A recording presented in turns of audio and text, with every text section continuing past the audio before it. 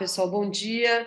Estamos dando início à programação dos eventos do Dia Mundial do Banheiro. Hoje é dia 22 de novembro e nós teremos ao longo do dia uma série de encontros e mesas de debates. O mote hoje é saneamento em tempos de crise e essa é a primeira mesa em que eu vou ter a oportunidade de conversar com o Hélio Castro, que é ex-presidente e diretor da Arcesp, a Carla Bertocco, da Mauá Capital, Carla, grande parceira do Instituto Água e Saneamento, e a Paula Polini, que também faz parte da equipe do Instituto. Hoje nós vamos apresentar para vocês uma publicação elaborada pelo Instituto Água e Saneamento, que traz aí uma análise, né, de o que tem, como vem evoluindo o saneamento pós o marco legal. Essa publicação, Saneamento 2021, já está disponível no site do Instituto Água e Saneamento para download. Essa publicação ela dá sequência, né, no trabalho do Instituto de anualmente coletar, organizar, produzir conhecimento e disponibilizar informações sobre como vem evoluindo o saneamento no Brasil. O IAS é uma organização da sociedade civil que tem como missão São Mais Fortes para garantir a universalização do saneamento, especialmente a ampliação do acesso ao esgotamento sanitário. Nós estamos no nosso quase um ano e meio, um pouquinho mais de um ano e meio do nosso ano de vida pública, nosso primeiro ano de vida pública. O IAS acredita que saneamento básico é direito humano, é política pública, é serviço essencial, é saúde coletiva e deve ser adaptado ao local. Sobre a publicação Saneamento 2021, que nós estamos lançando agora, ela traz, né, ela está dividida em 3 partes. A primeira parte, ela busca explicar o que esse novo marco legal de saneamento, a Lei 14.026, aprovada em julho do ano passado, traz de alterações para o saneamento como um todo. Né? A gente tem muitas alterações, é uma lei que altera a lei existente, né? A gente já tinha um marco legal de saneamento, e é uma lei que altera ao todo 7 leis, centenas de dispositivos, e o nosso foco de análise está principalmente nos pontos relacionados a o que a lei altera ou o que a lei mantém da anterior, relacionados à política nacional de saneamento e as ações do governo federal, no sentido de ser o coordenador dessa política, e também no como essa lei impacta a gestão dos serviços públicos de saneamento, que incluem o planejamento, a regulação, a prestação de serviços e o controle social. E aí a lei tem bastante impacto sobre isso, e aqui nós vamos apresentar, então, eu vou apresentar a primeira parte, que é o que traz o novo marco legal, e a nossa análise em relação às expectativas lá antes, durante a aprovação da lei em julho do ano passado, e a situação que nós estamos hoje. Eu vou passar depois a palavra para o Hélio e para a Carla fazerem comentários em torno aí até 10 minutos cada um, eles têm uma limitação de horários, precisam sair até as 10, e aí depois a Paula Polini, que é da equipe do Instituto, ela vai apresentar a parte mais específica sobre o processo de regionalização que foi feito aí pelos vários estados ao longo desse último semestre. Então, começando nessa primeira parte, o que traz o novo marco legal?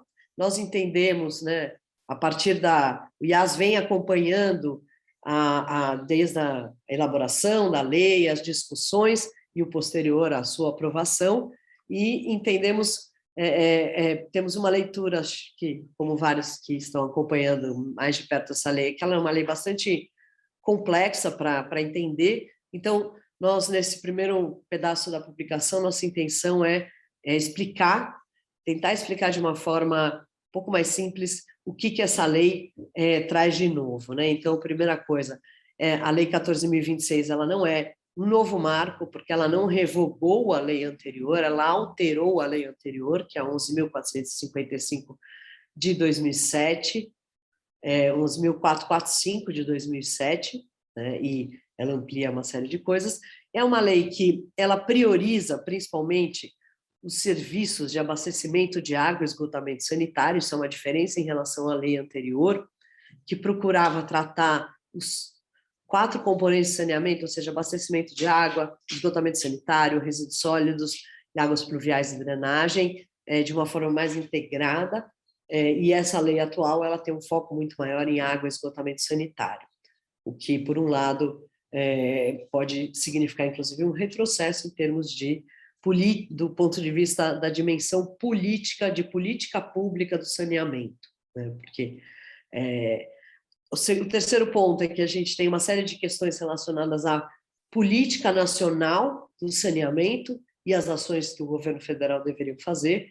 Então, nós temos de novidade a criação de um conselho interministerial de saneamento básico, o MDR, que é o Ministério do Desenvolvimento Regional, responsável pela coordenação nacional e regulamentação da política federal, ou seja, decretos que devem ser feitos para a regulamentação da lei, como de recursos federais já foi feito, de capacidade econômico-financeira, e também instrumentos muito importantes para avançar, né, no monitoramento da lei, e até mesmo porque essa lei traz um compromisso muito grande, que é uma meta estabelecida, né? Então, principalmente aí, em termos de instrumentos, a gente tem o SINISA, que existe desde a lei anterior, que seria um Sistema Nacional de Informações sobre Saneamento. Hoje a gente tem o SNIS, mas não necessariamente o SINISA, esse é um grande desafio, a nosso entender.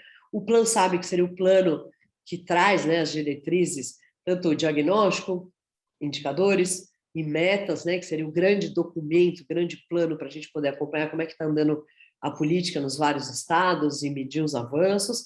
E outra mudança importante nesse âmbito é a ANA, Agência Nacional de Águas, que ganha uma nova atribuição e ela fica responsável por definir normas de referência de regulação.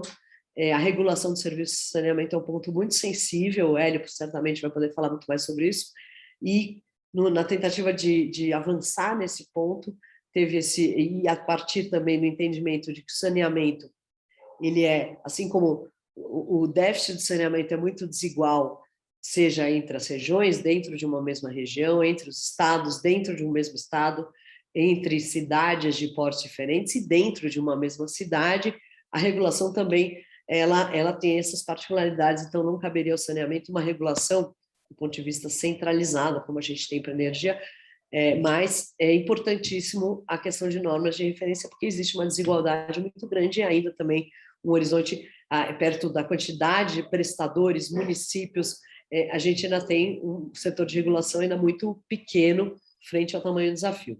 A gente alerta para uma oportunidade perdida, né, ao rever uma lei de saneamento. Desde 2010, a ONU reconhece o direito humano a abastecimento de água potável e esgotamento sanitário, e é uma oportunidade perdida não ter incorporado todo o marco conceitual desse direito numa lei que tem a ver exatamente com água e esgotamento sanitário. Em relação, acho que um dos pontos principais que a gente vai tratar aqui, de entendimento do novo marco legal, além dessas questões federais, é que tem uma série de mudanças no novo marco que eles impactam a gestão dos serviços públicos de saneamento básico, né? Desde a década de 90, com o novo formato de modelo de concessões no Brasil, a gente acaba tendo uma série de funções do titular do serviço. O titular é o município, de forma isolada ou compartilhada, isso é um avanço da lei em que ela reconhece, né, essa titularidade compartilhada, mas basicamente a gente tem algumas mudanças que impactam diretamente a gestão de serviços públicos. E a lei está estruturada da seguinte forma: ela determina uma meta, né, isso é bem comum, a gente tem uma meta na lei, normalmente a meta é com aí a proposta, né, de atendimento 99% da população com água potável, 90% da população com coleta e tratamento de esgotos até final de 2033, incluir uma meta dessa forma numa lei é algo incomum. As metas, elas normalmente estão mais no campo do planejamento, né, inclusive para poder ir acompanhando, fazendo medições de desempenho para ver se é possível chegar. Então, até fica uma pergunta: se não chegar na meta, o que acontece? Muda a lei ou todo mundo que está fora da lei, que não chegou na meta, vai ficar fora da lei? E essa meta, ela tem, para que a gente chegue nela, a lei parte do seguinte: para chegar nessa meta vão ter 3 eixos estruturantes, ou como também é chamado, né, de alguns pilares da lei.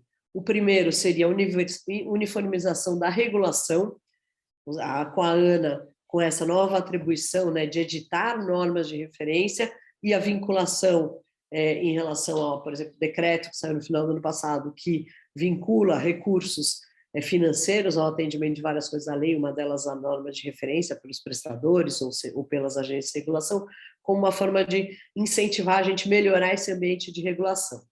O segundo, que é o incentivo à concessão de prestação de serviços, né, saindo da modalidade, que é uma modalidade bastante comum e muito significativa no Brasil, que são os contratos de programa, que é a relação entre as empresas estaduais e os municípios. Esses contratos de programa não só eles são os mais predominantes no Brasil, mas eles têm uma relação muito grande com a trajetória histórica dos serviços de água e abastecimento de água e esgotamento sanitário no Brasil, com a criação das companhias estaduais na década de 70, essa fragmentação do saneamento, água e esgoto com o Estado e resíduos e drenagem com os municípios.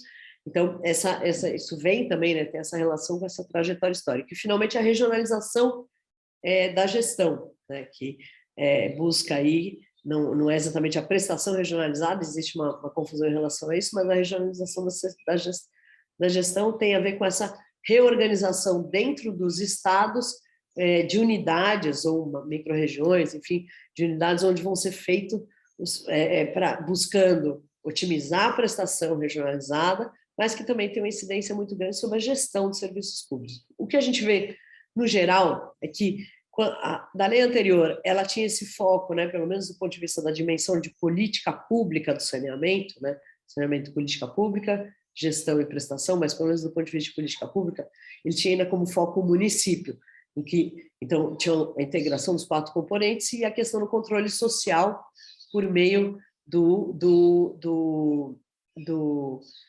por exemplo, de criação de conselhos municipais de saneamento, e isso a gente vê como uma grande perda no novo marco legal.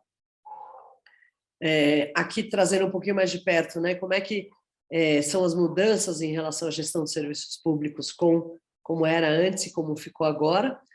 As funções do serviço público, aqui ao lado a gente tem esses principais eixos, né, as normas de referência, edição de contratos de programa e a titularidade compartilhada e regionalização da gestão. Então, aqui na Lei 11.445, como era, e aqui na 14.026, que é o novo marco, tem a questão do planejamento, que ele é indelegável ao titular, ou seja, o titular, seja ele o município, o conjunto de municípios ou o conjunto de municípios do Estado, ele não pode delegar para uma empresa de saneamento ou mesmo para uma agência reguladora o planejamento, né, do ponto de vista quando a gente vai ver a gestão, as funções públicas dos serviços. Agora, continua como uma coisa indelegável, mas é compartilhada entre estados e municípios. A regulação é uma delegação também, a novidade é que isso também continua acontecendo, fomentando a criação de novas agências, etc., mas tentando ter as normas de referência como uma diretriz importante para a atuação e para que essas agências possam avançar em toda a adequação que precisa ser feita dos contratos existentes, das novas contratações. Prestação, isso aí tem uma mudança muito grande, porque antes existiam, digamos assim, 3 formas de prestação: a direta pelos municípios, seja por meio de prestação direta ou pelos seus serviços autônomos, os contratos de programa e por concessão e via licitações com empresas privadas, e agora passa a ter apenas 2 modalidades, a direta ou por concessão, e o fim de extinção de novos contratos de programa. Os existentes têm que ser adequados ao que diz a nova lei. E o controle social era indelegável e agora fica reduzido drasticamente, principalmente porque se o controle social está associado às instâncias e às unidades de saneamento, né, da regionalização, a gente tem em alguns lugares, por exemplo, no estado de São Paulo, que apenas uma unidade tem 370 municípios, então muito complicado pensar não só um órgão, uma instância de governança dessa unidade, e muito mais ainda o controle social de municípios tão diversos ao longo do Estado. Aqui são só alguns dados, né, para a gente entender como é que era antes. Então, essa questão do plano de saneamento, antes era um plano municipal, revisto a cada 4 anos, né, e composto pelos 4 componentes. Com a nova lei, se incentiva os planos regionais, com maior foco em serviço de abastecimento de água e esgotamento sanitário, até com os municípios deixam de ser obrigados a trabalhar planos municipais, o que traz algumas preocupações em relação a um distanciamento muito grande entre os 4 componentes, e a revisão a cada 10 anos, né? Considerando que o prazo é para ter esses planos em 2022, e a revisão deles só vai acontecer em 2032, ou seja, um ano antes de chegar na meta. Isso ainda é algo que precisa ser melhor equacionado. Em relação aos contratos, os contratos de programa vigentes e regulares devem se adequar a novas leis, à nova lei, as novas concessões devem ser por meio de licitação pública, e a comprovação de capacidade financeira para universalização se aplica a todos os contratos vigentes, sejam eles por meio de contratos de programa, sejam eles por meio de prestação privada. Aqui apenas uns dados, né, para a gente entender, ainda assim no universo da regulação, a gente tem no Brasil, segundo a ABAR, que é a Associação Brasileira de Agências Reguladoras, 57 agências atuando com serviços de água e esgoto, que atendem 3 mil municípios, e principalmente as companhias estaduais e as empresas privadas. E aqui, em relação aos contratos de programa, nós temos hoje 3.842 municípios com contratos de programa relacionados à água, 77% deles em vigor, ou seja, esses contratos vão ter que ser atualizados. Então, o marco ele não traz, o que é uma questão muito importante, que assim, o marco ele não traz uma mudança imediata no setor, tem um tempo para isso acontecer, né? E alguns contratos vencidos, mas acho uma outra coisa também que é importante aqui como alerta é que o papel, né, das companhias estaduais em termos de quantidade de municípios atendidos, principalmente com água, com esgotamento sanitário é um pouco menor, né? Então, com abastecimento de água, elas atendem cerca de 73% dos municípios, e esgotamento sanitário, 52% dos municípios, com observação que, em relação ao esgotamento sanitário, os dados do Sistema Nacional de Informações sobre Saneamento, que a gente vai falar mais sobre dados na mesa 2, a gente só tem informações sobre metade dos municípios brasileiros, ou seja, aqui esses municípios atendidos pelas companhias estaduais é algo em torno de 25%. A gente não sabe a situação dos serviços de esgotamento sanitário no Brasil hoje, segundo dados do SNIS, para metade dos municípios brasileiros. Em relação à regionalização, a Paula vai falar melhor, mas a lei ela traz uma série de arranjos, como pode se dar as regionalizações. Eu acho aqui um destaque importante, né, que eu acho que a gente acaba tendo uma confusão muito grande, que as modelagens do BNDES e os leilões recentes, como o da SEDAI, em Alagoas, no Amapá, eles não são resultados do marco legal de saneamento, são modelagens que vêm sendo feitas há pelo menos 3, 4 anos, e esses estados, inclusive, eles não devem, eles têm uma regra de exceção no próprio decreto que saiu no final do ano, logo depois da lei, que eles ficam eximidos de fazer as suas regionalizações, o que agora já começa a dar aí alguns questionamentos, por exemplo, o estado do Rio de Janeiro, que vai fazer o leilão de concessão do bloco 3 da SEDAI, e aí já passou o prazo, mas o estado de Rio de Janeiro é um dos estados que não fez uma lei de regionalização. Então, isso aqui é muito importante, é não confundir esses dois processos, mesmo porque as modelagens do BNDES elas são muito focadas já na concessão, enquanto as leis de regionalizações estaduais elas estão tratando dos 4 componentes, das 5 funções, né, da gestão do serviço de saneamento, do planejamento, da regulação e fiscalização, da prestação e do controle social.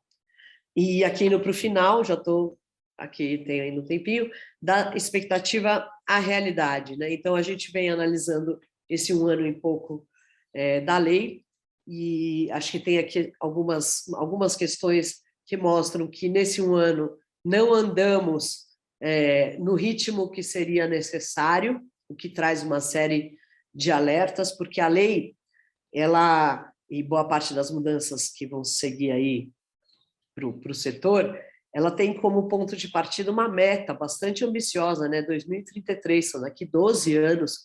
E se essa meta ela está totalmente vinculada a esses eixos estruturantes, né? Regulação, incentivo à concessão e regionalização, esses eixos não necessariamente eles têm que andar juntos, mas eles têm que andar de forma integrada. O que a gente vê é que isso não está acontecendo dessa forma, existe um enorme descompasso. Então, do ponto de vista da política nacional, é visível a falta de coordenação e integração dos entes federativos, o que é um problema, porque muitos desses processos são novos e seria muito desejável que houvesse algum tipo de coordenação, não quer dizer padronização, por exemplo, da regionalização, mas sim coordenação, e não temos nenhuma previsão para a divulgação do Plan SAB, que já deveria ter saído, e é um documento norteador super importante para os estados, para acompanhamento da sociedade, e até mesmo para o setor privado que pretende entrar aí em concessões de saneamento.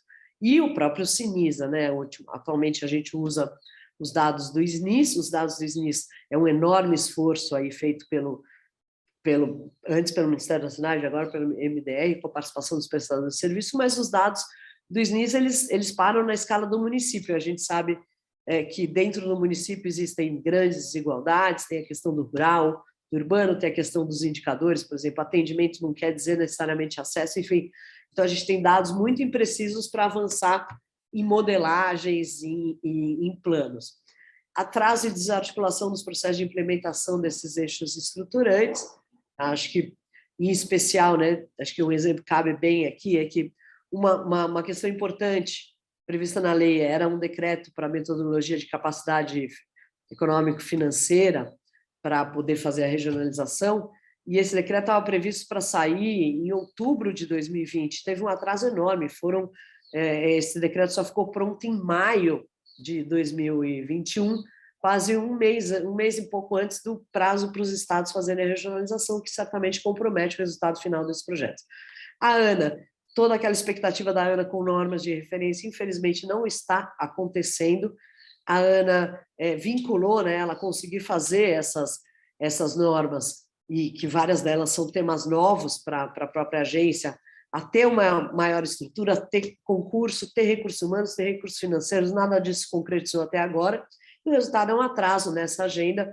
Até o momento foi publicada uma, deve ser publicada uma segunda, eram previstas 13 para esse ano, o que acaba atrapalhando bastante. E alguns estados até agora não aprovaram e outros nem fizeram qualquer sinalização em fazer os seus modelos de regionalização. Então, aqui, só em relação a uma linha do tempo, rapidamente a gente tem a lei aprovada em julho do ano passado, a lei foi aprovada com vetos, alguns desses vetos muito importantes, principalmente para os estados e as companhias estaduais, né? São empresas mistas, mas as companhias estaduais, porque tinha um dos vetos que tinha a ver com isso, mas foram 8 meses entre o veto e a sanção, o que certamente ajudou a não ter estudos prévios ou mesmo vontade política para avançar com mais tempo, né, na discussão da regionalização. Foram 7 meses de atraso na divulgação desse decreto de capacidade econômica e financeira, um decreto que deveria ser precedido de debate público, e, ao que tudo indica, a gente não conseguiu identificar momentos em que aconteceu esse debate, mas, apesar desses atrasos, o prazo para a regionalização foi mantido, e a maioria dos estados, o que a gente vê é que fizeram isso de forma muito apressada, sem consulta pública. A Paula vai mostrar muito melhor sobre isso daqui a pouco. Em relação à Agência Nacional de Águas, que isso que eu falei, né, a gente teve uma consulta pública promovida pela agência em outubro do ano passado, definindo mais de 20 normas para o primeiro biênio, 2020 até 2022. Em março, a ANA divulgou essas normas. A gente até teve uma importante mobilização da sociedade civil, da qual o IAS fez parte, porque nesse primeiro conjunto de normas não existia uma norma que é super importante cada vez mais, né, olhando para o cenário de crise hídrica e o potencial de impacto para abastecimento de água, que seria a norma de segurança, contingência, emergência, inclusive racionamento. Ao longo desse ano, gente vê que a ANA só conseguiu publicar uma norma, eram previstas 4, e em outubro a ANA teve que divulgar uma nova agenda, adiando as normas para o ano que vem, e principalmente até o final de 2023. Então, tem um atraso aqui em relação às normas, o que pode impactar contratos e a própria implementação dos modelos de regionalização. Apesar disso, o prazo das regionalizações foi mantido, os debates, audiências públicas e aprovações das leis, o que a gente mais ou menos identificou é que eles foram de abril a julho, ou seja, muito pouco tempo, e em alguns estados menos tempo ainda. O resultado final, a gente tem uma ausência, e aqui é um aspecto da política federal, né, que não se trata de ter uma padronização para os estados, mas sim de animar o processo, lembrando que tem o prazo, lembrando que é importante a consulta pública, isso não aconteceu. O que a gente vê é que praticamente todos os estados, à exceção da Bahia, que já havia feito seu projeto de regionalização desde 2019, todos os estados foram motivados pelo prazo, né, e não por vontade política ou por real comprometimento com as metas de universalização. O resultado é uma colcha de retalhos com concepções de visões territoriais muito distintas, regras muito desiguais, ou seja, o saneamento já era difícil de entender no Brasil, parece que fica mais difícil ainda. Finalmente, aqui é o último slide, eu acho que a gente está trazendo alguns pontos de atenção para 2022 e para frente, mas em especial 2022, porque é um ano decisivo, eu acredito, para uma série de questões relacionadas ao marco legal, e também vai ser um ano bastante complexo do ponto de vista político, por conta de eleições, e também um ano potencialmente complexo para o saneamento, para os prestadores de serviços, reguladores e titulares, em função do potencial da crise hídrica atual escalar para uma crise de abastecimento de água. Então, acho que como ponto de atenção a gente tem se vai andar mesmo essa agenda de normas de referência pela ANA, se as condições para a ANA fazer isso serão dadas, a regulamentação das regionalizações, ou seja, criar as instâncias que serão os titulares da concessão, adesão dos municípios, isso tudo é fundamental para se conseguir começar a modelar, por exemplo, projetos de concessão de saneamento.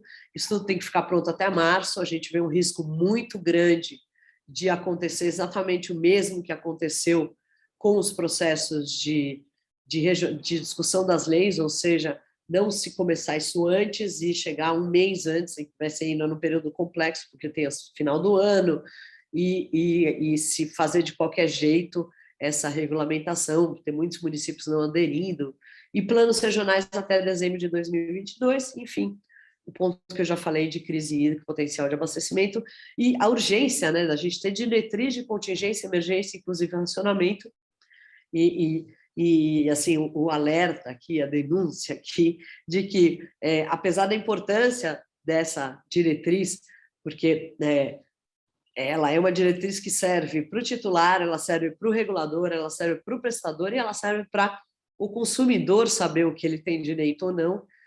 Infelizmente, essa medida foi retirada pela ANA do calendário de 2021, 2023 e jogada para 2024. Essa e uma medida também para diretriz de redução de perdas, que, a meu ver, seriam as duas normas que a ANA teria capacidade técnica para fazer, mas, infelizmente, por conta dessa falta de estrutura, isso daí ficou para frente, mas a gente ainda tem essa intenção de continuar pressionando para que seja discutido isso antes de 2024, e o ideal seria começar a discutir até agora, porque a forma como a gente vai usar a água nesse verão vai ser decisiva para o tamanho da crise de abastecimento de água que alguns lugares podem sofrer no ano que vem. Então é isso, agradecer e ver aqui se o pessoal já está pronto aqui para passar a bola. Eu já vi que o Hélio está aqui, e sem mais delongas, eu passo para... Não sei se a Carla, bom dia, tudo bom? Carla e Hélio já estão. Bom dia. Bom dia. Então, Carla e Hélio, eu sei que vocês dois têm uma limitação até às 10, então, dividir entre vocês, acho que a Carla pode começar, Hélio? Pode ser, Hélio? Desculpa, Carla, deu travada aqui, eu não ouvi o que você falou. Você quer Eu falar vou só pedir primeiro? Fica para à a Carla vontade. começar, Hélio. Aí ela Não, fica à fala. vontade, as mulheres Então, primeiro. a ideia é que vocês dois Mulheres tenham em torno mandam. de 10 minutos cada um, e Tá aí bom. depois a gente retoma com a Paula apresentando a parte de regionalização. É isso. Obrigada. Bom dia a Fica à vocês vontade. dois. Vai lá. Obrigada, gente. Bom dia, Maru, Hélio, Paula, bom dia a turma que está assistindo. De novo, assim, parabéns pelo evento e para a gente não perder tempo aqui nos comentários, acho que a apresentação da Marúcia ficou super, assim, super didática, né? O que é importante, porque esse tema do saneamento e do marco legal não é uma coisa simples de você traduzir para que todos que de alguma forma atuam nesse mercado possam entender e orientar suas ações em cima disso, né? Então, parabéns aí ao ES, como sempre, os materiais super de qualidade. Eu sou fã. Mas aqui pegando, eu vou então deixar de lado a parte da regionalização, que eu acho que é o grande nó, porque a gente vai ter, né, que eles uma explanação muito específica dessa área. Mas, assim, honestamente, desde a época da redação do PL até esse momento, acho que esse é o grande desafio, e é um desafio que precisa ser, de alguma forma, ultrapassado, para que a gente possa, né, quer dizer, ver melhor os benefícios, vamos dizer, os impactos do marco legal, como a Marúcia colocou. Então, vou me ater aqui em dois pontos que eu acho relevantes. Um que eu acho que o Hélio também vai colocar, mas a questão da regulação. Não vou entrar no detalhe da agenda regulatória, eu acho que tem todos os pontos que a Marúcia já colocou, mas fazer aqui um comentário em cima da questão, né, daquele detalhe, que não é tão detalhe assim, mas que é das normas de referência, né? Então, e até falando como da perspectiva de alguém que agora está no setor privado, né? Trabalhei muitos anos no setor público, estou no setor privado e até nessa área relacionada ao mercado financeiro. A avaliação do setor de saneamento vem muito com a percepção. E a percepção do mercado é positiva, porque esse marco, de alguma forma, ele acaba com aquela condição de não ter licitação, no caso da relação com as companhias públicas, que em alguns casos tem boas companhias públicas e resolvem bem, em outros casos não tanto. Não tem uma perspectiva favorável. É uma perspectiva favorável porque também traz a ideia da possibilidade da privatização, que era vedada antes, né? Os contratos de programa perdiam a validade se você tivesse a mudança de controle societário, é uma mudança que o marco legal trouxe. Mas também o outro ponto é, o mercado financeiro, aqueles que investem, eles têm a percepção, no campo das utilities, que o benchmarking é o setor elétrico. E todo mundo gosta muito da ideia, por exemplo, da ANEEL, né, como agência, grande agência reguladora do setor, com um expertise técnico muito, muito avançado, consolidado. Então, eu acho que esse ponto da Ana, ele veio muito para tentar, de alguma forma, endereçar essa preocupação, que é, vamos precisar de investimento, que todo o discurso por trás, né, precisamos trazer setor privado, porque o setor público não consegue investir com recursos do OGU e também tem limitações para investir com os recursos do BNDES da Caixa. Então, vamos trazer o setor privado. Mas para o setor privado investir, a preocupação grande sempre do setor são dois riscos, né, o político e o regulatório. E aí o regulatório, então, essa ideia da ANA é para fazer as vezes da ANEEL, o que evidentemente vai ser sempre meio capenga, né? Porque a ANA não é a ANEEL e a ANA não tem os mesmos poderes legais que a ANEEL como aquele regulador competente de um serviço público de titularidade federal. Então, a solução dada foi criar esse ambiente das normas de referência, que não é uma solução nova, é uma solução que, se você pensar, quando o governo federal também tentou introduzir e modernizar o setor lá na época do Planasa em 70, também usou desse artifício. Olha, o governo federal quer fazer dessa forma, aqueles que adotarem vão ter acesso a recursos. Mas naquela época o governo tinha dinheiro para colocar, e dinheiro a fundo perdido, ou financiamento via, naquela época, BNH. Hoje é mais carente, seja os recursos públicos, seja você utilizar os instrumentos de BNDES e Caixa, porque os bancos públicos também têm que cuidar dos indicadores, vamos dizer, econômicos, até por conta da lei de responsabilidade fiscal, dos estados e dos municípios. Então, não é simplesmente uma coisa querem ou não querem emprestar. Depende de todo um contexto mais amplo. Tudo isso para dizer o quê? O mecanismo de reforço, de incentivo à adoção das normas da ANA, que tem todas as questões que a Marúcia colocou, quer dizer, não tem tanto expertise técnica, na verdade, na área, por exemplo, de regulação econômica, zero, não é essa a praia da ANA, é da ANEEL, por exemplo, mas não da ANA, então vai ter que ser. E mesmo na parte mais de normas de prestação de serviço, né? Quer dizer, também não era esse retrato. Então, você é um pouco carente dessa questão do expertise, que está tentando se suprir através de consultorias, todos os organismos multilaterais dando apoio para ver se acelera esse aprendizado. Toda agência tem uma curva de aprendizagem, né? Acho que o Hélio pode falar melhor da Arcesp, mas tentando se acelerar essa curva de aprendizagem. Então, de um lado, a capacidade técnica. mas do outro também a possibilidade de fato, fazer com que essas normas sejam adotadas por aqueles que, de fato, detêm o poder de decisão, que seriam, então, as agências reguladoras estaduais ou municipais, conforme o fato. E usar essa cenourinha de que, olha, aí você vai ter acesso aos recursos federais, não tem o mesmo apelo que já teve no passado. Então, eu acho que isso reforça a necessidade de que as normas sejam ainda mais discutidas, mais adaptadas às realidades, né, de cada lugar, senão fica muito difícil que essas normas, com tanto trabalho, né, de criar gente, fazer concurso, treinar, pegar assessoria dos multilaterais para fazer as normas, você pode morrer na praia delas não serem adotadas porque você não tem um mecanismo para garantir isso. E eu acho que esse é um ponto um pouco, vamos dizer, de atenção, porque o mercado financeiro vai olhar isso na hora de investir. Esse estado, esse município, as normas são aquelas normas mais gerais, que dão uma percepção de segurança, né, quer dizer, que seguiram as normas da ANA, ou não. Mas não é a mesma realidade da década de 70, onde todo mundo seguia, né? Quer dizer, porque senão não teria acesso a recursos. Então, acho que esse é o primeiro ponto. E o segundo ponto que eu queria colocar é em relação, Marúcia, ao que você já comentou, já vi 3 minutos, dos prazos, né? Quer dizer, então, de fato, quer dizer, como o governo federal só quis editar o decreto depois da apreciação dos vetos, né? Quer dizer, vamos combinar, não é que se atrasou propositadamente para que se pudesse apreciar a decisão, se o Congresso ia, né, apreciar os vetos de uma forma ou de outra, e aí editar o decreto, né? Então, eu acho que assim, isso realmente prejudicou muito, e apesar de não ter ali nada que você fala que seja super, super sofisticado, precisa sim de um prazo adicional. E nesse sentido, acho que a gente tem esse mandado de segurança, que foi, né, quer dizer, ingressado no STF, aí pela Associação das Empresas Estaduais de Saneamento, mas não só por ela, e que eu nem conheço quem redigiu, mas eu achei que estava muito bem redigido, e notadamente me parece que a turma vai ser muito sensível, seja no STF, seja até na Casa Civil, em relação a pelo menos 2 aspectos, né? Um é o prazo, o mandado de segurança faz exatamente o ponto que você colocou, demorou tanto tempo para editar, então precisa devolver esse prazo adicional para que todos possam se organizar, principalmente na questão de comprovação da capacidade econômico-financeira, da regionalização dessas questões. E o outro que é aquela limitação dos 25% de não se aplicar às PPPs, porque senão, de fato, você está tirando um direito que uma outra lei trouxe e que na lei da 14.026 não está claro dessa forma, e vem o decreto e fala, não, também tem esse limite para as PPPs, que é um instrumento muito relevante e que vem sendo adotado por aqueles governos que não querem necessariamente partir para uma privatização das suas companhias estaduais.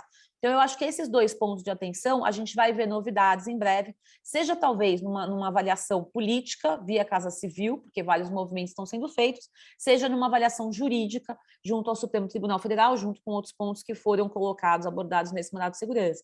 Então, acho que essas são as 2 questões. E, para finalizar, eu acho que, assim, apesar de esses leilões não serem necessariamente, como a Marúcia já detalhou, resultado do novo marco, o fato é que eu acho que as outorgas e os valores que foram, vamos dizer assim, muito, muito relevantes, né? Quer dizer, de bilhões e bilhões, eles vêm nesse contexto, né? Quer dizer, para investidor é muito percepção. Então, a percepção é de que vai ser um ambiente mais amigável ao investimento privado no setor de saneamento, também na época a falta de outras alternativas de investimento para o mercado, né? Quer dizer, e aí você teve esse resultado. Então, eu acho que nesse sentido de percepção, sim, o marco já traz aí algumas consequências positivas e importantes.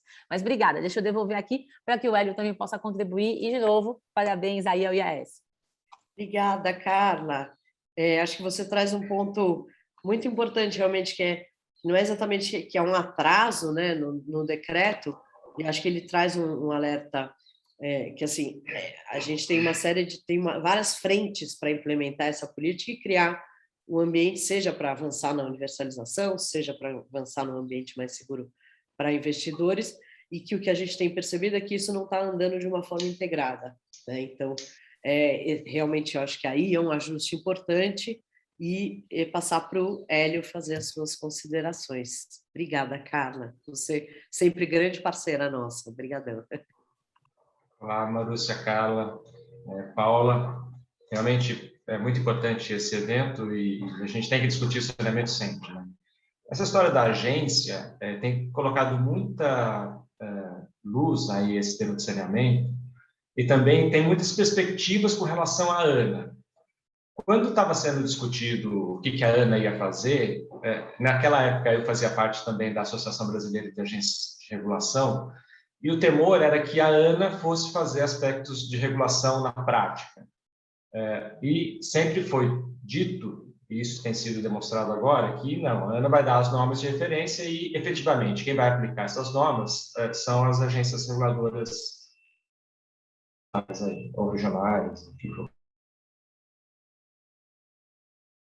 Eu já falava antes, a necessidade das agências reguladoras existentes serem fortalecidas no seu aspecto de gestão e de recursos humanos. Pense, quando você coloca uma meta na lei até 2033, alguns contratos vigentes estavam prevendo a universalização após 2033. Então, esses contratos eles terão que ser revistos. E rever um contrato, especificamente se for um contrato de uma empresa grande, como já aconteceu, por exemplo, da Sabesp, exige uma expertise da agência bastante importante. E outra coisa que vai ter que ser muito bem discutida é, ok, se nós vamos antecipar essas metas, já tem essa tarefa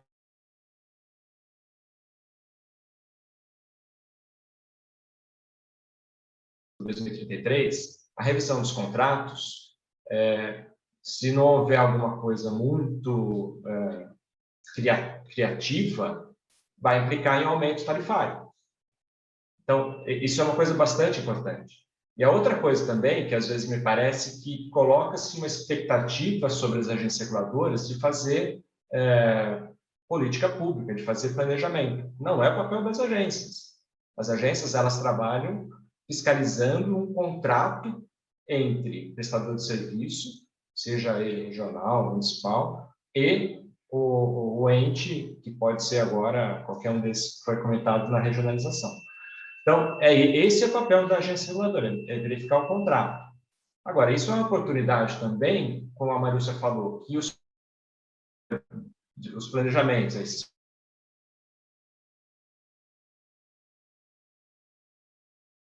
contratos, eles podem ter prazos de revisão inferiores a isso.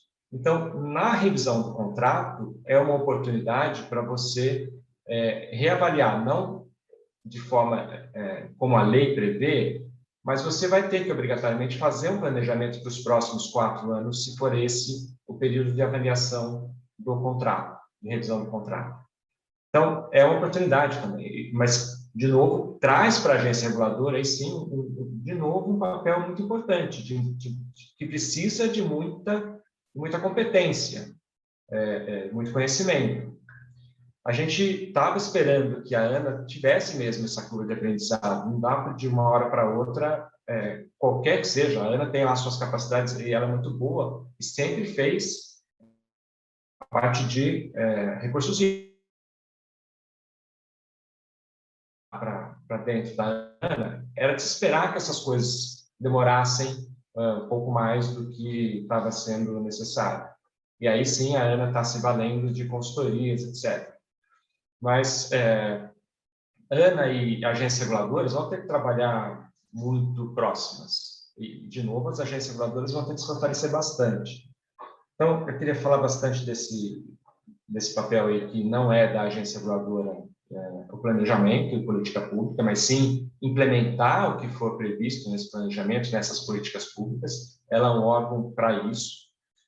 E a outra coisa que você comentou também é dos dados do SNIS, que eles vão ser cada vez mais necessários, que tem um projeto muito interessante, que é o projeto Acertar, que é justamente de você trazer mais confiabilidade para esses dados. Pode ser que precise de outros indicadores, mas, de qualquer forma, hoje a gente tem dados imprecisos, que demoram muito para serem divulgados, e isso atrasa novas políticas públicas, né? Os ajustes que precisam ser feitos para você trazer essa universalização cada vez mais próxima. Então, esse projeto Acertar tem que trazer isso, confiabilidade para esses dados do SNIS ou qualquer outro sistema que seja de informações do saneamento. E a participação social, realmente, Marúcia, precisa mesmo instâncias, talvez as agências reguladoras, para fazer a definição da tarifa, né, política tarifária, ação social. No caso da Arcesp, ela tem lá o seu órgão, que é o Conselho Orientador de Saneamento, as deliberações mais importantes elas têm que passar por consulta e audiência pública. Então, é cobrar isso também das agências. Talvez seja uma forma que a gente possa encontrar aí essa participação ser mais efetiva da sociedade. Passar, Luciana. Hélio, a sua internet está cortando um pouquinho, mas eu queria, antes de você, eu queria te fazer uma pergunta, que é o seguinte: a gente tem acompanhado todo esse processo da regionalização pelos estados, né? Então, a gente tem em torno aí de 15 estados que aprovaram leis, vão ter que regulamentar. Dentro dessa regulamentação tem a criação das instâncias federativas, ou seja, que teoricamente vão assumir o papel dos titulares, né? E a definição dos planos regionais, e aí dentro dessas unidades regionais ou das micro-regiões tem vários prestadores, né? E muitos desses lugares ainda não têm agências. Como é que você vê o papel das agências de regulação, as existentes, ou os esforços que devem ser feitos para serem criados, para ajudar a esse processo da regionalização, não só se acontecer mais rápido, mas com melhor qualidade e com melhor segurança aí para os contratos e para a relação entre os titulares, os municípios, as instâncias? Como é que você vê o papel da agência nesse processo, das agências nesse processo? Uma possibilidade, Marúcia, seria, e a lei prevê isso, seriam aquelas regiões que não têm agência, elas podem pegar uma agência de outra região. Então, efetivamente, o que você poderia fazer ok, vamos pegar as agências que estão mais bem capacitadas e pegar essa expertise para iniciar, pelo menos, um processo regulatório mínimo nessas aglomerações que não tenham qualquer tipo de regulação, até que uma agência seja criada. Porque você não cria uma agência do dia para a noite. É a mesma coisa da ANA, né? A ANA já existia. Pense você começar do zero, contratar gente, começar a capacitar, trazer aquela cultura regulatória. Então, sim, a minha sugestão junte-se, por exemplo, com a ABA, a Associação Brasileira das Agências de Regulação, que pode criar movimentos para tratar casos específicos de regulação em cada região, aquilo que for mais específico daquela região. Porque você também tem necessidades diferentes de regulação e mesmo de fiscalização. Então, aquele município que está implantando hoje novas redes, talvez você precise focar mais numa fiscalização de órgão. Aqueles municípios que já têm isso pronto, então você foca mais na qualidade do serviço prestado. Então, você também pode moldar a sua regulação para aquela necessidade específica regional. Legal. Muito obrigada. Bom, nós estamos no limite que vocês tinham pedido para poder participar, você e a Carla. Não sei nem se a Carla está aqui ainda. Eu queria agradecer muitíssimo vocês dois por estarem conosco aqui nessa primeira parte do evento e já chamar a Paula, que eu acho que vai falar sobre regionalização. E aí, para o pessoal que está assistindo, tanto aqui, só lembrando, né, a ideia é que a gente fazer um evento dentro do Zoom, todas as pessoas estão assistindo junto com os que estão fazendo as palestras, e todo esse material vai estar disponível ao final do dia no site e no YouTube, tá bom? Obrigada, Hélio, Carla, um bom dia para vocês, e já passo a palavra aqui para Paula, e aí, se tiverem perguntas dessa mesa que eu possa responder, eu dou conta, senão depois a gente encaminha para o Hélio e para a Paula, para o Hélio e para a Carla, e ver se eles nos ajudam. Então, bom dia, eu sou Paula, eu sou arquiteta urbanista de formação, integro a equipe do IAS, colaborando na análise de políticas públicas, e em nome de toda a equipe que trabalhou nesse um ano nos levantamentos e monitoramentos dos impactos do novo marco legal do saneamento nos territórios, eu agradeço essa oportunidade de apresentar de um modo breve os resultados que a gente foi coletando e monitorando, tendo como foco, né, como objeto a regionalização do saneamento nos estados. Então, como se deram esses arranjos. Essa é a parte 2 da nossa publicação, então a gente vai tratar agora de alguns aspectos principais, mas eu convido a todos para uma leitura mais atenta depois. Então, eu começo retomando um pouquinho o ponto onde a Marúcia tinha parado sobre um pouco a fotografia, né, de como os estados foram se organizando para dar conta do prazo de 1 ano que eles tinham para propor regionalizações e agrupamentos dos seus municípios em leis estaduais. Então, pode passar para o primeiro slide.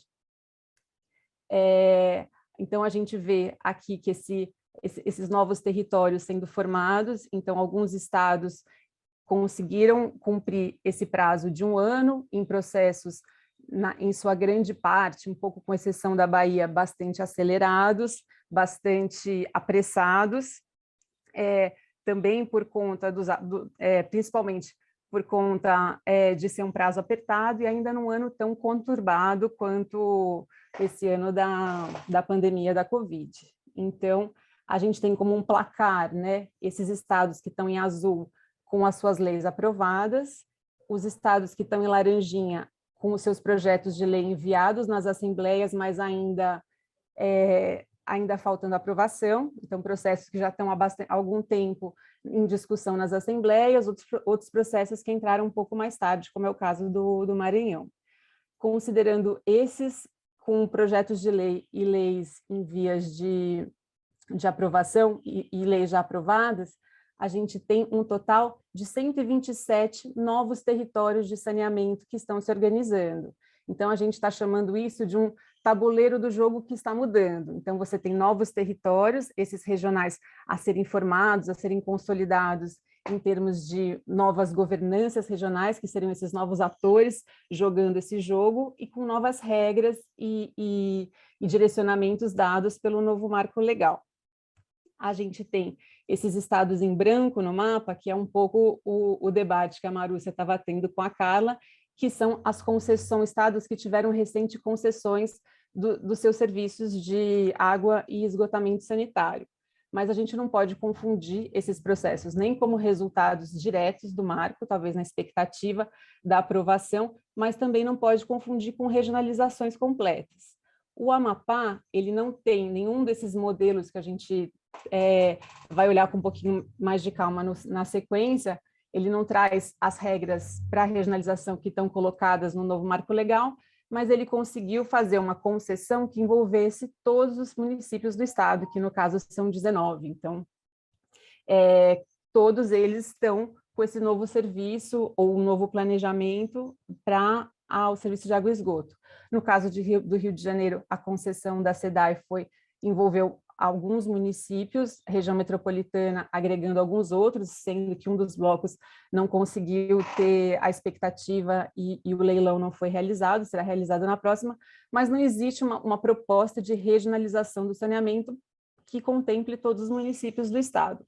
A mesma coisa para o Mato Grosso do Sul, e ainda a concessão foi só de esgotamento sanitário, não envolve os serviços de água.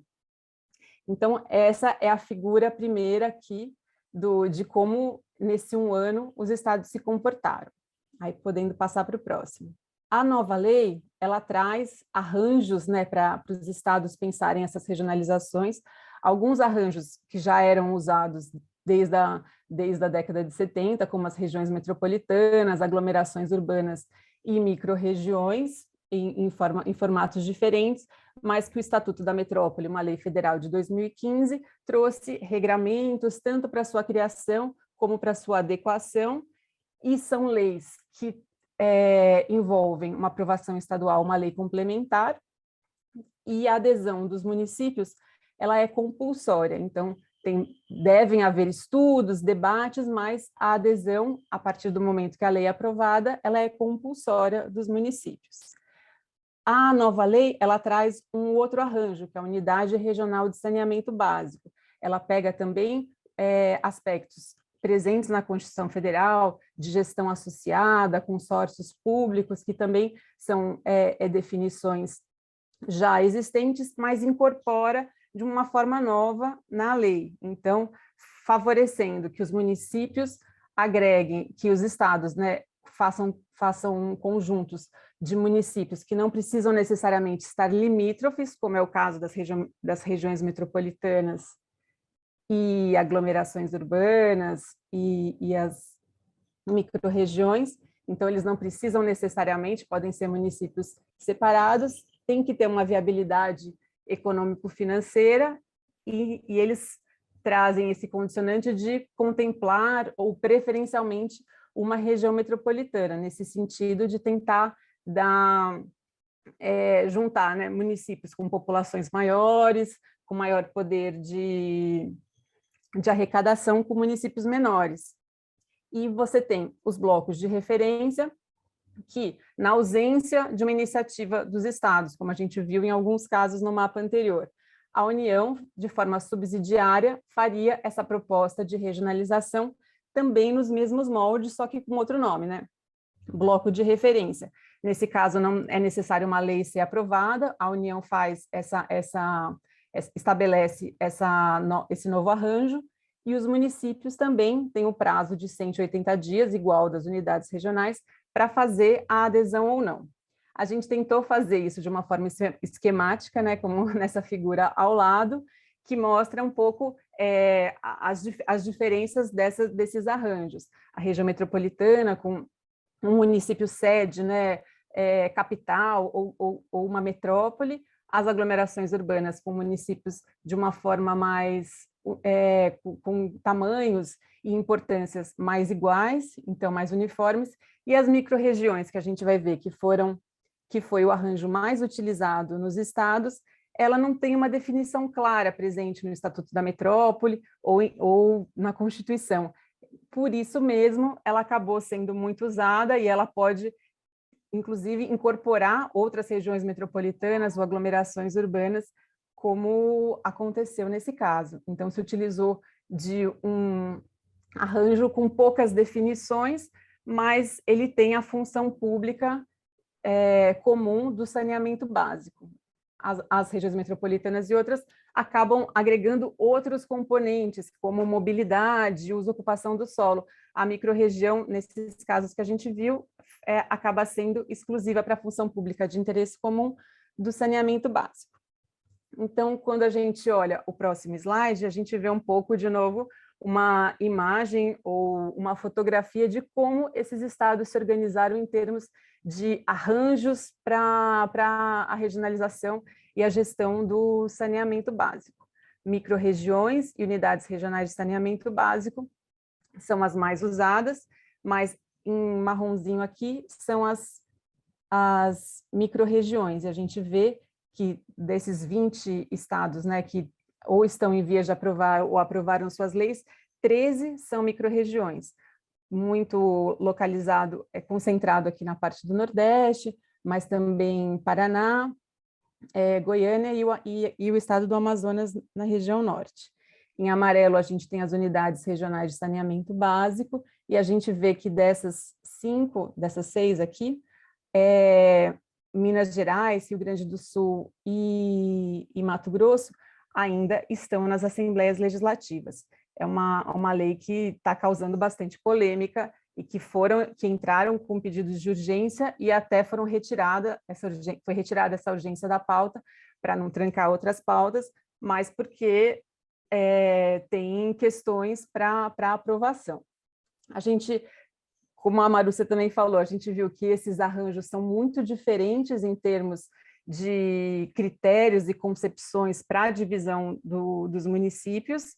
Então, alguns utilizaram o critério de população, tentar divisões onde a população em cada região fosse um pouco uniforme, outros utilizaram estudos de viabilidade econômico-financeira de formas também diferentes, profundidades diferentes, fazendo estudos mais aprofundados, no caso de Minas ou do Paraná, até do Rio Grande do Norte, e outros estudos bastante simplificados, utilizando só mais ou menos esse dado de municípios mais superavitários e municípios menos com maiores déficits, para, nesses arranjos de junção, você conseguir uma tarifa média que fosse positiva para lidar com esse sistema hoje, né?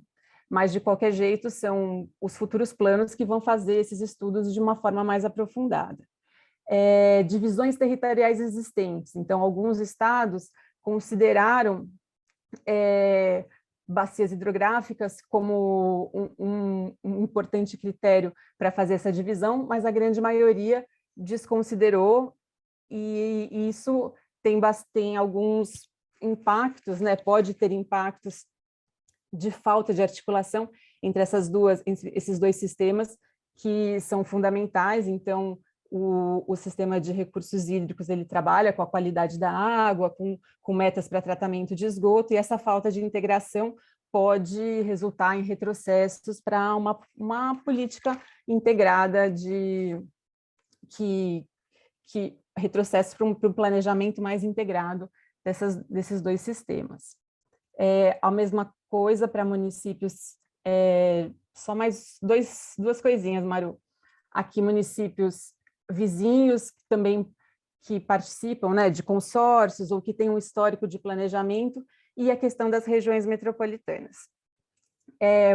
Passando o slide, a gente tem um exemplo da Bahia, que, como a Marúcia falou, foi o estado que conseguiu estar um pouco à frente dos outros por ter apresentado a proposta e aprovado uma divisão em micro-regiões anterior ao marco legal, então ainda em 2019, e tem esse tempo para fazer os seus conselhos regionais, a sua governança regional, e até começar e está em processo de finalização dos planos de regionalização, do planejamento de cada uma dessas micro-regiões. Então, ele separou o estado em 19 micro-regiões e a região metropolitana de Feira de Santana e Salvador, e utilizou como critério para essa divisão uma regionalização que já era utilizada para o planejamento no estado, então que chamavam territórios de identidade, onde a proximidade dos municípios, a divisão, o uso, né, e um planejamento de diferentes setores, não só da parte de saneamento, já era usado. Então, prefeituras que já conversavam, que têm relações de identidade entre si, o que favorece para essas ações de planejamento, de debate, de formação desses conselhos regionais. Então, é um exemplo que é importante da gente acompanhar, por ele estar um pouco na frente dos outros estados. Diferentemente, o de São Paulo, que é o próximo slide, ele já utilizou desse arranjo de unidades regionais de saneamento básico, então é esse que os municípios ainda têm que aderir a essa proposta que foi feita pelo Estado.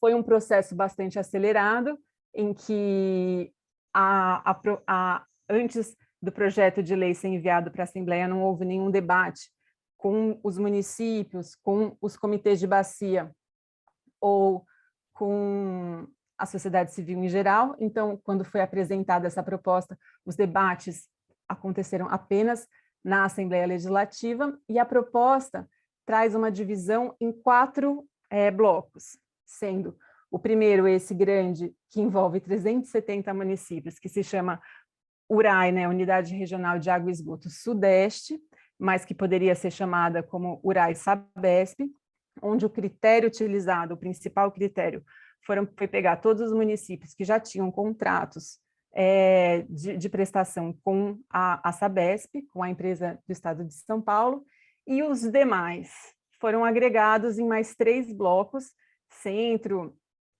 norte, e leste, mas que, por conta dessa segregação e segmentação feita por essa grande URAI da Sabesp, você tem muitos municípios que ficam ilhados, você quebrou todas as regiões metropolitanas praticamente, então municípios vizinhos são de uma unidade ou de outra, criando uma colcha muito difícil de ser entendida e uma gestão futura, né, se houver a adesão dos municípios a essas URAIs, bastante complexa. Então, um planejamento que envolve 370 municípios, 140, 98, é algo muito maior do que qualquer região ou qualquer experiência que já se tem nessa gestão intermunicipal ou interfederativa.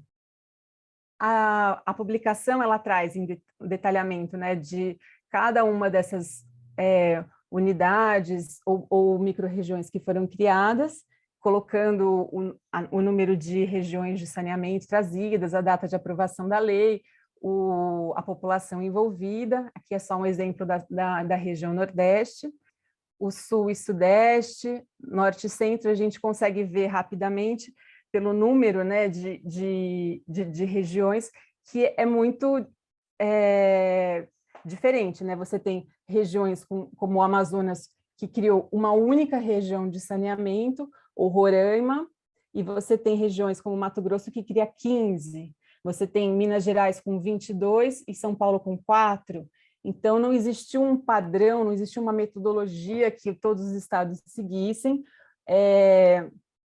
criando um pouco essa colcha de retalhos e que cada estado vai ter que tratar de um jeito, né? E claro que as diferentes realidades de cada estado e região são refletidas nisso, mas um pouco a falta de critérios para a criação dessas unidades foi o que resultou nessa forma tão diferente como cada um se comportou. Acompanhou-se, ao longo desse um ano, os processos de elaboração e discussão pública que foram acontecendo nos estados.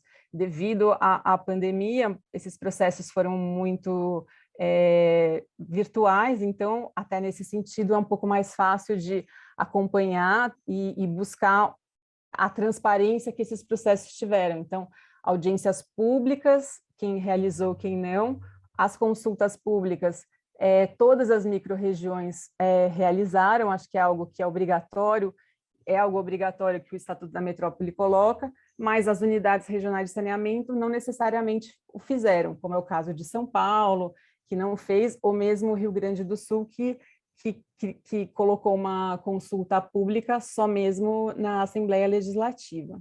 Mas também, só colocar consulta pública não era suficiente, você tem que fazer a divulgação e uma devolutiva dessas consultas de uma forma transparente. Então, muitos que fizeram a consulta, não foi também possível localizar essa devolutiva e ainda mais o que foi contemplado ou não em alterações do projeto de lei. Então, a gente fez esse levantamento e olhou também as justificativas técnicas e o material, né, disponibilizado tanto para essas consultas quanto para o envio dos projetos de lei nas assembleias legislativas. E a gente viu uma grande diferença, uma variedade muito grande de justificativas, de qualidade dos estudos, mas o que eles tiveram como padrão foram processos muito apressados. Então, mesmo Rio Grande do Norte, que fez um detalhamento muito bom da sua proposta em termos de estudos, apresentou estudos completos e grandes, eles colocaram esse estudo na Assembleia Legislativa e foi votado em 2 dias, quer dizer, não existiu nem tempo hábil para os deputados olharem esse material, analisarem. Então, não basta só ter a proposta e bem detalhada, você precisaria ter tempo de debate, de análise desse material. Um outro aspecto que a gente traz aqui de destaque são os modelos de governança que estão sendo adotados nessas propostas dos estados, tanto os que já aprovaram quanto esses que estão em vias de aprovação. Independente do arranjo adotado para a regionalização da gestão do saneamento, microrregião ou a unidade regional de saneamento básico, todas essas regiões devem compor modelos de governança regionais. E o novo marco coloca que eles têm que ser baseados nessa estrutura que o Estatuto da Metrópole traz. Então, a estrutura do Estatuto da Metrópole, que é a estrutura básica, ele traz uma instância executiva composta pelos representantes do Poder Executivo e dos entes federativos que integram essas unidades territoriais, então o Estado, quando ele participa, e os municípios integrantes, e os prefeitos, né? Uma instância colegiada deliberativa, onde de fato são votadas e aprovadas as propostas, com representação da sociedade civil. E mais organizações públicas ou funções técnicas, como comitês, câmaras técnicas, e um sistema integrado de alocação de recursos para prestação de contas. O Estatuto da Metrópole não traz só essa estrutura básica, ela traz princípios para a composição dessa estrutura, como a prevalência do interesse comum sobre o local, mais a garantia da autonomia dos entes da federação, o compartilhamento da responsabilidade de gestão e observância a peculiaridades regionais, locais e a gestão democrática. O que a gente viu nas leis analisadas é que as micro-regiões trazem um maior detalhamento dessas instâncias do que as unidades regionais. Por exemplo, São Paulo fala, vou seguir o Estatuto da Metrópole, não faz nenhum detalhamento, mas a proposta que está em debate em Minas Gerais, que também são unidades regionais, é um pouquinho mais detalhado. Mas, no geral, as micro-regiões colocam na lei cada uma dessas instâncias. O Estatuto da Metrópole trazia uma base, essas instâncias não precisam seguir exatamente, mas a gente considera que alguns dos aspectos que estão colocados ali, como a questão de representação da sociedade civil na instância deliberativa, não está garantido. Então, em todas essas leis, principalmente nas micro-regiões que detalham mais, eles trazem um conselho deliberativo e um conselho participativo consultivo. Então, a sociedade civil participa desse conselho participativo consultivo, que dá subsídios para a decisão que vai acontecer no outro conselho, quer dizer, não é na mesma instância onde esse debate acontece. Em alguns casos onde isso foi questionado, a resposta das consultas públicas era os representantes da sociedade civil estão lá como os prefeitos, então, de alguma forma, essa diretriz do Estatuto da Metrópole está garantida, mas claro que isso é uma interpretação que pode ser muito desqualificada também. Outro ponto importante é, além dessa participação não estar sendo suficiente, como esses representantes da sociedade civil são eleitos, são definidos. Na maior parte das leis, o que a gente viu é que é uma indicação, seja pelo governo do estado, seja pelos prefeitos, assembleias legislativas, com exceção do Rio Grande do Norte e Maranhão, que propõe uma eleição que ocorra numa conferência regional de saneamento. Então, algo que é muito mais interessante do que uma indicação do governo do estado. E aí entra esse último ponto que é fundamental, que é o peso do voto de cada um desses entes, essa organização de como se dá essa deliberação dentro das instâncias de decisão. O peso do voto do Estado é muito importante. O Estado está criando essas leis e está colocando que o peso dele é 50%, 40%, e isso pode dar um peso muito desigual para o restante dos municípios, ou ele conseguir, acionando mais um município grande. O Estado está criando essas leis e está colocando que o peso dele é 50%, 40%, e isso pode dar um peso muito desigual para o restante dos municípios, ou ele conseguir, acionando mais um município grande ou alguns pequenos, ter essa maioria garantida.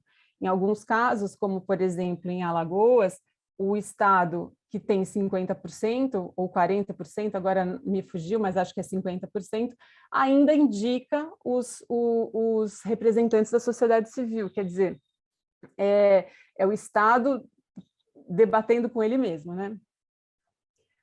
Outro ponto que a gente destaca em uma importante decisão do Supremo Tribunal Federal, numa das ações de inconstitucionalidade que abrange exatamente o tema do saneamento, dessa relação entre Estado, região metropolitana e municípios nas tomadas de decisão, que foi o que subsidiou esse entendimento de uma titularidade compartilhada, do interesse comum, é colocada na decisão que é necessário evitar que o poder decisório se concentre nas mãos de um único ente, e que o Estado não pode ter esse poder de veto, então ter 50% ou ter maioria dos votos na governança, pois qualquer dessas hipóteses equivaleria a um poder ratificador.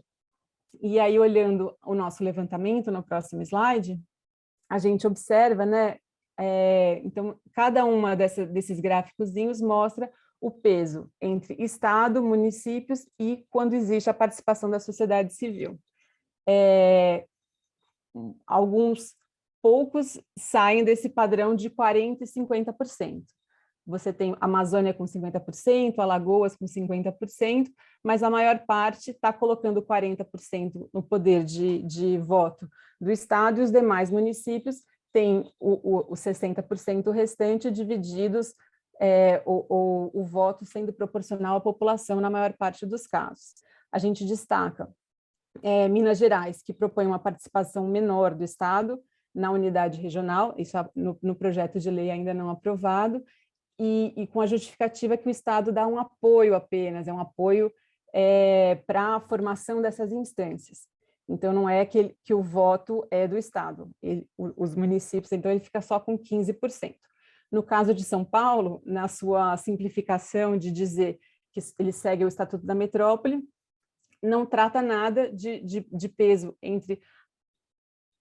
não trata nem da participação do Estado nessas instâncias de governança. Então, durante os debates públicos, isso ficou um pouco claro que quem participaria dessas instâncias seriam apenas os municípios, o que também não é nessa balança, não pode participar demais, não pode ter um peso, mas a não participação do Estado também dá fragilidade para essas instâncias de governança que têm pouca estrutura e que vão ter que, no caso de São Paulo, juntar 300 municípios, 190 municípios, numa gestão sem nenhum tipo de apoio ou mediação do governo do Estado. Então, a gente vê isso como um grande desafio colocado, né, para essas instituições que serão feitas, em sua grande maioria, a partir do ano que vem. De cumprimento desse prazo estabelecido, né, pelo decreto federal, de que essas regionalizações têm que estar concluídas até 31 de março, sendo que alguns processos, como a gente viu, nem se iniciaram, outros ainda não estão terminados, como o caso de Minas ou Rio Grande do Sul, que são casos onde a proposta está sendo modificada um pouco nas próprias assembleias. A lei coloca, o marco legal coloca, que no caso dessas unidades regionais ou blocos de referência, os municípios teriam 180 dias para aderir ou não, e esse prazo vai ser muito conflituoso com esse prazo de finalização das regionalizações em 31 de março. É uma decisão muito importante dos municípios, principalmente daqueles que têm o seu serviço municipalizado, então uma decisão de abrir mão para entrar dentro de uma regionalização ou de um debate, né, sobre uma possível prestação regionalizada, e principalmente nesses municípios que são menores, que veem o desafio de entrar dentro de uma instância de governança e ser voto vencido. Então, são muitos desafios que a gente traz na publicação para o ano que vem, e para um monitoramento contínuo desse processo, né, que está ainda com bastante arestas para serem olhadas, tanto esses onde a participação dos municípios é compulsória, então como vão se dar essas instâncias de governança, como vai se dar esse planejamento, nesses planos regionais, a participação desses municípios compondo, né, com o seu planejamento municipal, o planejamento regional do saneamento. Então, como vai ser essa correlação de forças e de dados e de planos que tem que ser colocados de uma forma integrada. E a gente colocou aqui o ponto de atenção, que é um pouco o link para a próxima mesa, que a gente vai convidar todos também para participarem, é que as metas previstas, né, na nova lei, que todos concordam com a urgência e importância desse atendimento ser universalizado, mesmo que ele não seja integralmente universal na proposta, temos que ter bastante cuidado para olhar para esses dados, para olhar esse atendimento. Então, essa curva, ela realmente tem que ser muito ampliada para se atingir essas metas propostas, mas tem que se olhar com cuidado, porque quando a gente está olhando regionalmente médias, se perdem muitas disparidades que são interregionais, então um município mais atendido e outros municípios com menor grau de atendimento ganham uma média. Então esse é um pouco o ponto de atenção para a gente olhar e que vai ser mais detalhado na próxima mesa. Então, queria agradecer e dizer que a publicação está disponível e esses dados todos que eu apresentei estão lá muito mais detalhados, então é um convite para o debate e para um posterior aprofundamento com a publicação. Muito obrigada.